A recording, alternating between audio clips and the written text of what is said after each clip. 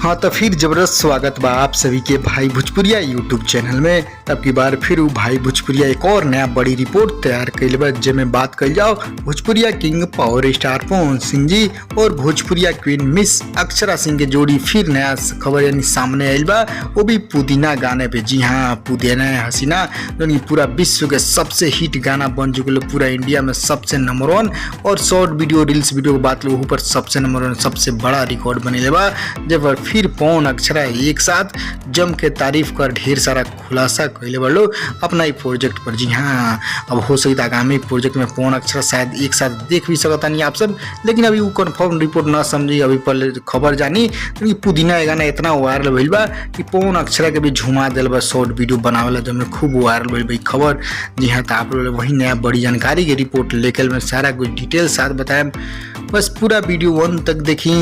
उससे पहले एक और रिक्वेस्ट करें हम आप सभी के, यदि आप भाई भोजपुरिया यूट्यूब चैनल पर नया बानी जुड़े जरूर सब्सक्राइब करके घंटी ऑन कर दें, ताकि यही तरह के सभी लेटेस्ट न्यूज बड़ी खबर सबसे पहले पाएं, कोई न्यूज मिस ना हो। जी हाँ, तो कहल पुदीना हसीना गाना भोजपुरी में पहला ऐसा गाना बनल इतना बड़ा रिकॉर्ड बनल बा, यानी आज तक इतिहास बग इतना बड़ा कोई गाना नहीं साबित भइल क्योंकि पुदीना गाना बनल पवन सिंह। जी हाँ, रिकॉर्ड के बारे में छोड़िए, रिकॉर्ड तो बहुत बा, ये मात्र एक महीना में 250 मिलियन व्यू और शॉर्ट वीडियो 5 लाख जन की बना चुकल बड़े फैंस लोग।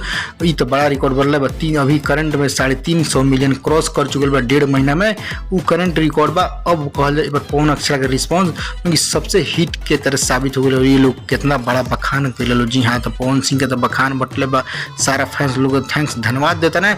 जब पर अक्षरा सिंह भी पुदीना हसीना ला एक नया कोशिश की ये पर उनके ऐसा रिस्पॉन्स आयल बा कि काश ये पर अक्षरा सिंह रहती। जी हाँ, तो आप लोग बताएं पवन अक्षरा के जोड़ी आप सब देखल चाहेंगे ना, पहले कमेंट कर बताएं। और मीडिया सूत्रों द्वारा और खबर वायरल हो गई अक्षरा सिंह पे पर शॉर्ट रील्स वीडियो बनल बा, लेकिन अभी अपडेट यानी सोशल मीडिया पर वायरल नहीं करे। जी हाँ, तो यानी उनके खूब पसंद भइल बा पुदीना वाला गाना, जो उनकी अफसोस तो बटले बा, लेकिन अब आगे क्या जानी आगे एक साथ आई लोग ना, बस इतना जानी कि अक्षरा सिंह के भी खूब पसंद है पवन सिंह के गाना। जी हाँ, तो वही आप सोलह हम वही नया रिपोर्ट तैयार करने की आप सभी जान सके, पूरा देश दुनिया के साथ साथ अक्षरा सिंह के भी दीवाना कैले भाई पुदीना वाला गाना। जी हाँ, तो आप सब बताइए आपके पुदीना वाला गाना कैसा लगा और नया बड़ी खबर पसंद तो सभी पवन अक्षरा के फैंस को बस शेयर करें दबा के, ताकि वो लोग भी नया बड़ी रिपोर्ट जान। पवन अक्षरा के खूब पसंद आयल भाई पुदीना वाला गाना, पूरा वर्ल्ड में हिट रिकॉर्ड बनी आज तक।